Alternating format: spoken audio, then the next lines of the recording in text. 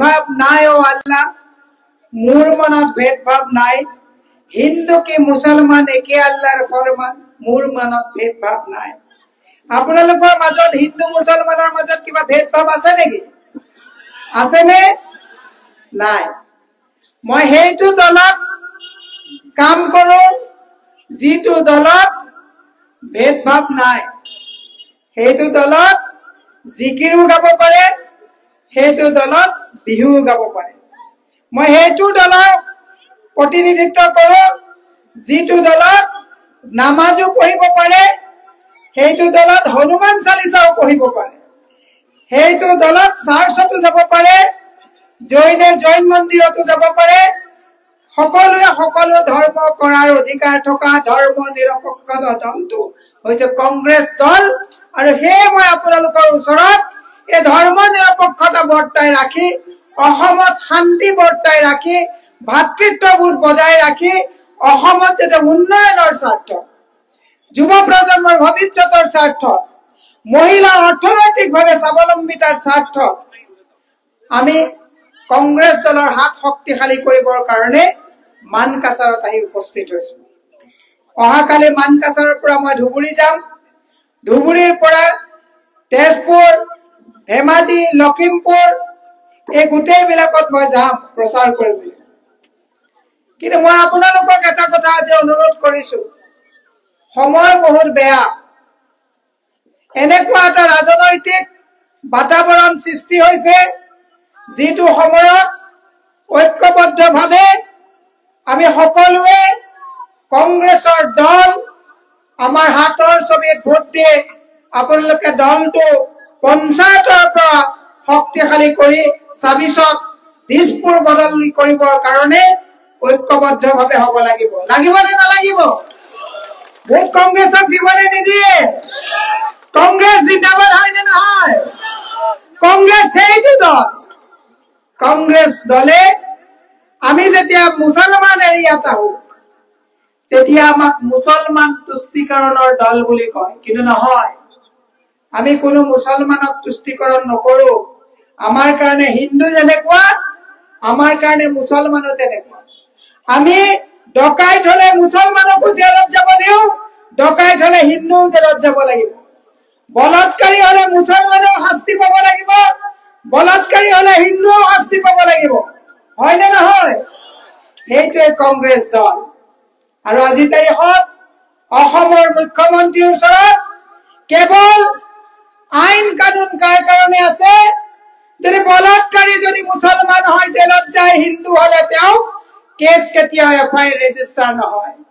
ডকাইত যদি মুছলমান হয় তেওঁক এনকাউন্টাৰ কৰা হয় ডকাইত হিন্দু হলে এনকাউন্টাৰ কৰা নহয় মই কৈছো মই হেইটো দলত কাম কৰো ডকাইত হিন্দু হলেও এনকাউন্টাৰ হ'ব লাগে প্ৰকৃত যদি বলাৎকাৰী হিন্দু হয় এনকাউন্টাৰ হ'ব লাগে বলাৎকাৰী মুছলমান হলেও এনকাউন্টাৰ হ'ব লাগে বলাৎকাৰীৰ অসমত কোনো ভাৰতত স্থান নাই হে মই আপোনালোকক কৈছো যে আপোনালোকে 7 তাৰিখে আমাৰ প্ৰাৰ্থী তানজিনা খান আৰু ইয়াত থকা বাকি 3টা জিলা পৰিষদ এপি সকলোতে ইয়াত एपी मेम्बर को আপোনালোকে আসমা আবেদিন হাতৰ ছবিত ভোটটি জয়যুক্ত কৰাবৰ কাৰণে মই আহ্বান জনাইছো তানজিনা খান ডাঙৰীয়ানী আগতে আপোনাৰ জিলা পৰিষদত চেয়াৰম্যান হিচাপে আছিল বহুত কাম কৰিছে কিন্তু এবাৰ ডিলিমিটেশনত সমষ্টি বদলি হৈছে সেই কাৰণে তেওঁ এবাৰ এই অঞ্চললৈ আহিছে মই কৈছো এই অঞ্চলৰ ৰাইজৰ এবাৰ দিন ভাল যে যোৱাবাৰ তেওঁ তাত যিমান উন্নয়ন কৰিছিল এবাৰ জয় হৈ আহিলে ইয়াত তানজিনা খান ডাঙৰীয়াই কাম কৰিব এপি মেম্বাৰো জিকিব লাগিব তেওঁ জিকিব লাগিব আৰু আমাৰ যি ওয়াৰ্ড মেম্বাৰ আছে ওয়াৰ্ড মেম্বাৰ সকলো জিকিব লাগিব আৰু নীলা যিখন কাৰ্ডত তানজিনা খানৰ 1 নম্বৰত যি ব্যালট পেপাৰত হাতৰ সিম্বল আছে তাত আপোনালোকে ভোট দি জয়যুক্ত কৰাব লাগিব এই কাৰৰ পিছত হিমন্ত বিশ্ব শৰ্মাৰ চৰকাৰ বাকি আৰু ফাকিৰ চৰকাৰ এতিয়া মই আপোনালোকক কৈছো ইয়াত এজন এআইইউডিএফৰ বিধায়কক আপোনালোকে জিকাই পঠাইছিলে নে নাই পঠাইছিলে মই মানকাছাৰত আহি তাজ্জুব মানিছো ৰাস্তাৰ অৱস্থা ইমান দুৰৱস্থা হস্পিটেলৰ অৱস্থা ইমান বেয়া বজাৰৰ অৱস্থা ইমান বেয়া একদম চাৰিওফালে মানকাছাৰ আজি তাৰিখত অসমৰ উজনি মধ্য অসম আৰু যদি নৰ্থ বেংকত মানুহ ইয়াত আহে 50 বছৰ মানকাছাৰৰ মানুহ পিছুৱাই আছে দুখ লগা কথা হয় নে নহয় এতিয়া সময় ইয়াতে তোমাৰ এগৰাকী প্ৰাৰ্থী এজিপিৰ প্ৰাৰ্থী উঠিছে জাভেদ ইছলামৰ ওয়াইফ তেওঁ হাতীৰ চিম্বলত উঠিছে আৰু ইয়াত এআইইউডিএফ তেওঁক জিকাবৰ কাৰণে কেণ্ডিডেট দিয়া নাই হাতী তলাচাবি পদুম ফুল তিনটা এটা পাৰ্টি এতিয়া হয় নে নহয় আৰু হাতী তলাচাবি আৰু এজিপি মিলি ইয়াত প্ৰাৰ্থী এটা দিছে জাভেদ ইছলামৰ পাৰ্টিক দিছে মই সেইজনো বিধায়ক আছে তেওঁক আজি প্ৰশ্ন কৰিছো তেওঁ মানুহক এতিয়া কি কৈছে জানে যে আমাক ভোট দেন আর আমার যদি পরিবারকে ভোট দেন রাস্তাটা বনাই দিব হিমন্ত বিশ্ব শর্মারে আমারে কইতেছে যে আমার যদি ভোটটা তোমরা দিয়ে দেন রাস্তা বনাই দিব না দিলে আমি রাস্তা বনাই দিবেন না এটা শক্তি কি আগেও তো এমএলএ ছিল তখন তো রাস্তা তো বনাইতে পারতে লাগছিল বনাইলে না তার মানে কি হইছে তেও এতিয়া মিছা কথা কইছে মোর পরিবারক ভোটটো দিয়া তেতিয়া তেও আহি ইয়াত রাস্তা বনাই দিব এইটো রাস্তা জিলা পরিষদে নবনায় এইটো রাস্তা বিধায়কে বনাব লাগিব বাকি আৰু ফাঁকি দিয়া হইছে তলাচাবি ইতিমধ্যে নাইকিয়া হইছে এই বিধায়কে ইতিমধ্যে তেওঁৰ মালিকে টাটা বাই বাই কৰি দিলে ৰকিবুল চিন্তা কৰি হয় নে নহয় তলাচাবিৰ কাম নাই বদৰুদ্দিন আৰু গুছি যাব ইয়াৰ পৰা দুবাই বেছি দিন ইয়াত নাথাকে আগৰৰ বেপাৰ কৰি গুছি যাব গতিকে থাকিব ইয়াত কি কংগ্ৰেছ থাকিব বিজেপি তো কৈছে যে মানকাছাৰৰ মিয়া লুঙ্গিৰ টুপিৰ ভোট লাগে না কৈছে কি না কৈছে পীযুষ হাজৰিকা কৈছে কি না কৈছে যে মিয়াৰ ভোট লাগে না মই সেই কাৰণে মুছলমান মানুহসকলক সন্মান সহকাৰে কৈছো যে আপোনালোকে আমি কোনো মুছলমান তুষ্টিকৰণ পাৰ্টি নহয় মানকাছাৰ ধুবুৰী যিহেতুকে 98% ইয়াত মুছলমান সম্প্ৰদায়ৰ লোক আছে ইয়াত মুছলমানৰে ভোট বিচাৰিব লাগিব ইয়াত কোন হিন্দুৰ ভোট বিচাৰি পাব মই হিমন্ত বিশ্ব শৰ্মা নাগৰিয়াক কৈছো সাহস আছে যদি মানকাছাৰত বিজেপিৰ যিবিলাক ফুলৰ ছবি আইনুল মইনুলক লৈ পেলাই লগাইছা পতাকা বিলাক ঘূৰাই দিয়া কংগ্ৰেছে জালালউদ্দিন আৰু আইনুদ্দিনক লৈ কংগ্ৰেছৰ পতাকা মানকাছাৰত দিনতো লগাইছে ৰাতিও লগাইছে তোমালোকে দিনত লুঙি কোৱা দিনত মিয়া কোৱা দিনত বাংলাদেশী কোৱা ৰাতি মইনুলক গাড়ী ভাড়া দি পেলাই বিজেপিৰ পতাকা লগোৱা সামগ্ৰীৰ উদাহৰণটো তাৰ এটা জ্বলন্ত উদাহৰণ মাছ বুলি নাখায় জিজি বুলি খায় আমি কৈছো যে আমি এনেকুৱা এটা দল যিটো দল উন্নয়নৰ স্বাৰ্থত কাম কৰে যিটো দল সমন্বয়ৰ স্বাৰ্থত কাম কৰে মই সেই কাৰণে আপোনালোকক কৈছো জিলা পৰিষদৰ প্ৰাৰ্থী আপোনালোকে ভুল নাযাব ইয়াত এজন ডুপ্লিকেট কংগ্ৰেছী উঠিছে কাপ প্লেটত জিলা পৰিষদত এআইইউডিএফ আৰু বিজেপিৰ পইচা লৈ এই মানুহবিলাক আগদিনা বহি যাব ভোটটো নষ্ট নকৰিব ভোটটো হাতৰ ছবিত জিলা পৰিষদৰ এপিক 7 তাৰিখে হাতৰ ছবিত ভোট দিব নে নিদিব দিব সেই কাৰণে মই আপোনালোকক আহ্বান জনাইছো মই আপোনালোকক মানকাছাৰত আজি দুদিন ধৰি সভা পাতি থাকোতে সোশ্যাল মিডিয়াত বিজেপিৰ বহুত অন্ধভক্তই আমাক বহুত বেয়া কথাৰে কটাক্ষ কৰিছে কিন্তু মই আপোনালোকক মনত পেলাই দিছো কংগ্ৰেছ কেইটো দল ৰাহুল গান্ধী ডাঙৰীয়াই পেহেলগামত যেতিয়া সন্ত্ৰাসবাদীয়ে ভাৰতীয়ৰ ওপৰত হত্যালীলা কৰিছে ৰাহুল গান্ধী ডাঙৰীয়াই কিন্তু পেহেলগামত গৈ নিহতৰ পৰিয়ালৰ ওচৰত তেওঁলোকক সমবেদনা জ্ঞাপন কৰিছে আৰু আহতৰ সকলৰ পৰিয়ালৰ ওচৰত তেওঁলোকে গৈ সঁহাৰি জনাইছে আৰু নৰেন্দ্ৰ মোদীৰ লগত হাত মিলাই কৈছে যে পাকিস্তানৰ কোনো ৰঙা চকু ভাৰতবৰ্ষই সহ্য নকৰে হয় নে নহয় মই সেই কাৰণে কৈছো আমি সেইটো দলত থাকো যিটো দলে ভাৰতৰ অখণ্ডতা আৰু নিৰাপত্তাৰ স্বাৰ্থত এজিপি বিজেপি কংগ্ৰেছৰ বুলি নহয়, অখণ্ডতা আৰু নিৰাপত্তাৰ স্বাৰ্থত প্ৰধানমন্ত্ৰীৰ লগত হাত মিলোৱা ৰাহুল গান্ধী ডাঙৰীয়া আমাৰ নেতা। আৰু সেইজন ৰাহুল গান্ধী ডাঙৰীয়াৰ নেতৃত্বত ইয়াত ভূপেন বৰা ডাঙৰীয়াই দল চলাইছে। আমাৰ সভাপতি আৰু মই মহিলা কংগ্ৰেছৰ সভানেত্ৰী হিচাপে আপোনালোকক আজি নিশ্চিতি দিছো, কংগ্ৰেছ যদি শাসনত আহে অসমত অশান্তি নাইকিয়া হব, অসমত ভাতৃত্ববোধ বুজাই থাকিব, অসমত মুছলমানৰ নামত লুঙি টুপি দাড়ি বিয়া বুলি কৈ তুচ্ছ তাচ্ছিল্য কৰাৰ পৰিৱেশ নাথাকিব। হয়, সমান্তৰালভাৱে কৈছো, মুছলমান সমাজৰ ৰাইজেও নিজকে সামাজিক, ৰাজনৈতিক, অৰ্থনৈতিকভাৱে পৰিৱৰ্তন কৰিব লাগিব। লাগিবনে নালাগিব? লাগিবনে? মই আপোনালোকক আজি মানকাছাৰৰ পৰা অনুৰোধ জনাইছো, খং মানে চাণ্ডাল হয়নে নহয়? মই হাত জোৰ কৰি মুছলমান সম্প্ৰদায়ৰ লোকসকলক আহ্বান জনাইছো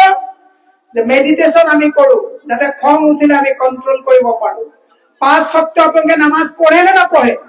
পঢ়ে। যিমানে বিজেপিয়ে উত্তেজিত নকৰক কিয়, যিমানে বিজেপিয়ে হিন্দু মুছলমানৰ মাজত হিংসা বিয়পোৱাৰ কাৰণে চেষ্টা নকৰক কিয়, এজনো মুছলমান মানুহে যাতে অসমত ভৱিষ্যতে কেতিয়াও কোনো ধৰণৰ উত্তেজনা, ধৰ্মীয় উন্মাদনা আৰু কোনো ধৰণৰ যাতে অশান্তিৰ পৰিৱেশ সৃষ্টি নকৰে, আজি আপোনালোকে সংকল্প লব লাগিব। লবনে? লব। যাতে হিমন্তই যাতে এইটো কাম মুছলমানে কৰিছে বুলি কৈ আপোনালোকক যাতে বাংলাদেশৰ ডকাইত সজাব নোৱাৰে, তাৰ কাৰণে আপোনালোকে মানসিকভাৱে নিজক তৈয়াৰ কৰিব লাগিব। লাগিবনে? লাগিব। সেইকাৰণে মই দীঘল নকৰো, আৰু মিটিং আছে। মই আপোনালোকক অনুৰোধ জনাইছো যে এইবিলাক যিবিলাক ৰাস্তা ঘাট হৈছিলে কাৰ দিনত হৈছিলে? কংগ্ৰেছৰ দিনত।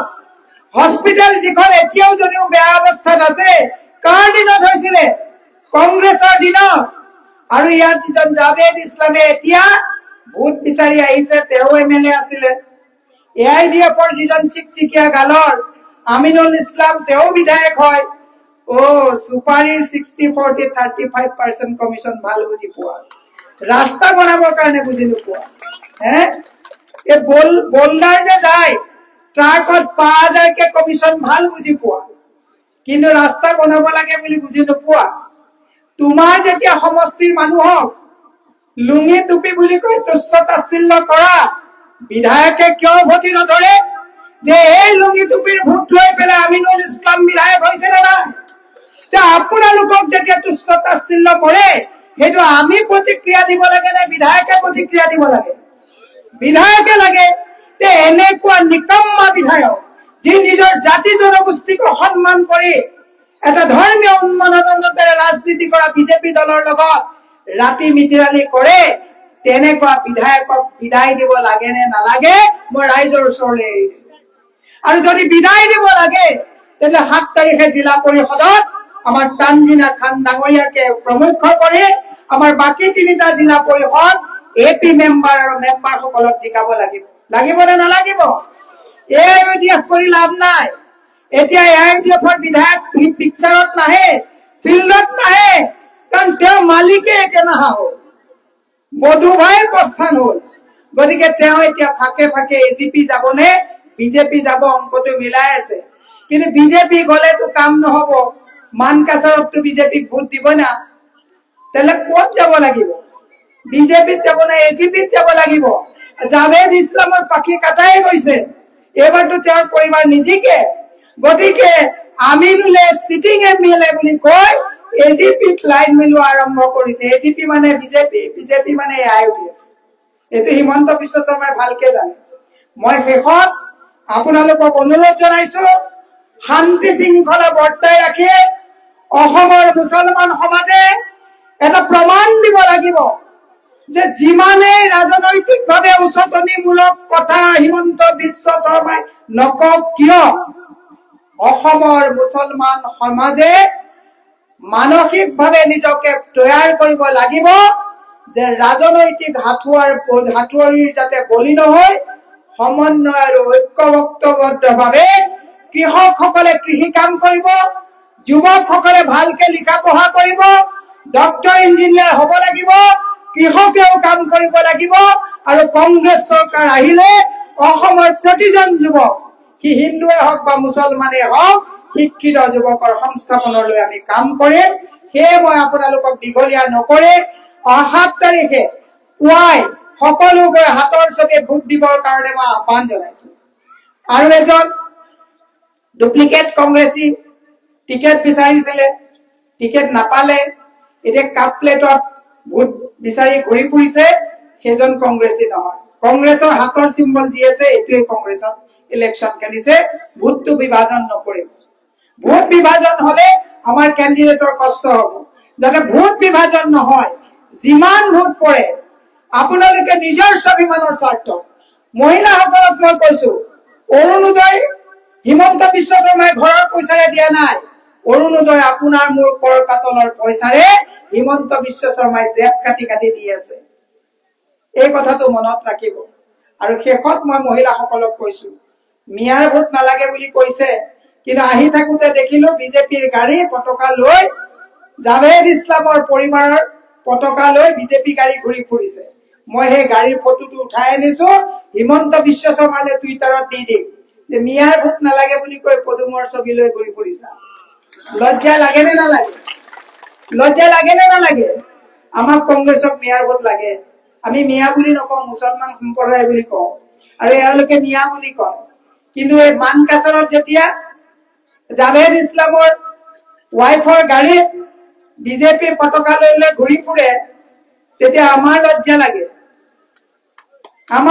লাগে যে সামাজিক মাধ্যমত আমাক বাংলাদেশী ৰক্ষক বুলি কয় কিন্তু মই আপোনালোকক আজি ইয়াৰ পৰা কৈ গলো কংগ্ৰেছ এনেকুৱা এটা দল আকৌ শেষত কৈছো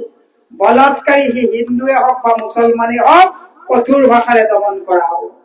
ড্ৰাগছ ডিলাৰ ব্যৱসায় কৰে কি হিন্দুৱে হওক বা মুছলমানে হওক কংগ্ৰেছ আহিলে কঠোৰ ভাষাৰে দমন কৰা হ'ব ডকাইতি হিন্দুৱে হওক বা মুছলমানে হওক কংগ্ৰেছ চৰকাৰত আহিলে কঠোৰ ভাষাৰে দমন কৰা হ'ব লাগে নে নালাগে লাগে আৰু আপোনালোকক কৈছো কংগ্ৰেছ চৰকাৰ আহিলে শান্তি স্থাপন হ'ব ধৰ্ম নিৰপেক্ষতাৰে আমি কাম কৰিম এই প্ৰতিশ্ৰুতি দি মানকাছাৰৰ পৰা মই সমগ্ৰ অসমৰ প্ৰতিজন ৰাজনৈতিকভাৱে সজাগ মই ব্যক্তিক এটা অনুৰোধ জনাইছো যে নিৰ্বাচনৰ সময়ত ভয় আৰু ভীতিগ্ৰস্ত কৰি বহু মানুহক পুলিচৰ দ্বাৰা আবদ্ধ কৰা আমাক নমিনেশ্যন দিবলৈ দিয়া নাই মই এটা কথা কৈছো অতি হলে অন্ত হয় হিমন্ত বিশ্ব শৰ্মাৰ অতি হৈছে অন্ত হ'ব বদদুৱা লৈছে বদদুৱাই কাম কৰিব মই হিমন্ত বিশ্ব শৰ্মাক কৈছো বদদুৱা আৰু নলব উপৰৱালা के भगवान की घर देर है अंधेर नहीं बहुत মানুহকে ভুৱা এনকাউন্টাৰ কৰিছে বহুত নিৰ্দোষী মানুহক ড্ৰাগছ বেপাৰী বুলি এনকাউন্টাৰ কৰিছে আসল ড্ৰাগছৰ ব্যৱসায় বিলাক আপোনালোকে চলাই থকা দেখিছো কোনবা মানুহে ধৰিব পৰা নাই ইমান উলিয়ে গলে ড্ৰাগছৰ ব্যৱসায় স্কুল বন্ধ কৰিছে গতিকে এই কথাবিলাক আপোনালোকে জানে মই শেষত কলো অহা 7 তাৰিখে ৰাতিপুৱা প্ৰত্যেকজন মানুহে দেশৰ স্বাৰ্থত অখণ্ডতাৰ স্বাৰ্থত নিৰাপত্তাৰ স্বাৰ্থত ধৰ্ম নিৰপেক্ষতাৰ স্বাৰ্থত ৰাতিপুৱাই ওলাই গৈ হাতৰ ছবিত ভোট দি কংগ্ৰেছৰ আটাইকেইজন প্ৰাৰ্থীক জয়যুক্ত কৰাবৰ কাৰণে আহ্বান জনাই মই আপোনালোকৰ দীৰ্ঘায়ু আৰু সুস্বাস্থ্য কামনা কৰিছো আৰু দোৱা বিচাৰিছো যে কংগ্ৰেছৰ যাতে হাত শক্তিশালী হয় আৰু আমাৰ দৰে নেতা আমাৰ দৰে কৰ্মীক আপোনালোকৰ মাজত পুনৰ আহি যাতে আমাৰ জিলা পৰিষদ যদি জিকে মই কথা দি কৈছো জিলা পৰিষদ যদি প্ৰপাৰ ইউটিলাইজেশন নহয় জিলা পৰিষদ যদি ভালকৈ কাম নকৰে আপোনালোকে জবাবদিহি কৰিব যে যেনেকে ভোট লৈছিলে তেনেকে কাম কিয় হোৱা নাই ৰাইজে সেই প্ৰশ্নবান তেওঁলে এৰিবনে নাই ভোট ফৰ কংগ্ৰেছ জিন্দাবাদ